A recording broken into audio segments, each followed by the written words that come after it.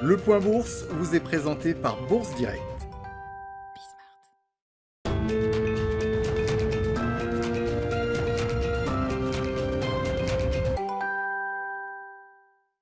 Bonjour à tous, tendance à la hausse ce matin sur le CAC 40 qui est allé chercher les 4900 points dès l'ouverture. Si le marché tente de récupérer une partie de ses pertes de la veille, les craintes sur le front sanitaire sont toujours présentes, notamment sur les impacts de la deuxième vague sur le redémarrage de l'économie.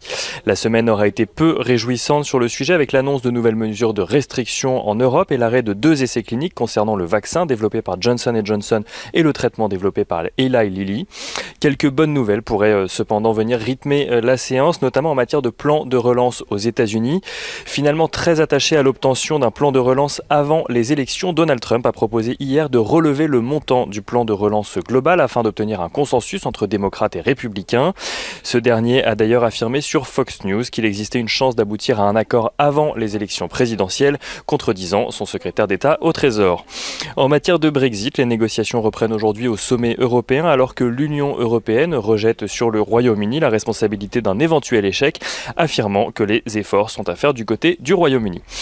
Côté valeur à présent, LVMH a publié ses résultats hier soir après clôture. Le groupe affiche une baisse limitée de 7% de son chiffre d'affaires au troisième trimestre, un chiffre permis par un rebond de la demande en Asie, mais aussi soutenu par les marques Louis Vuitton et Christian Dior.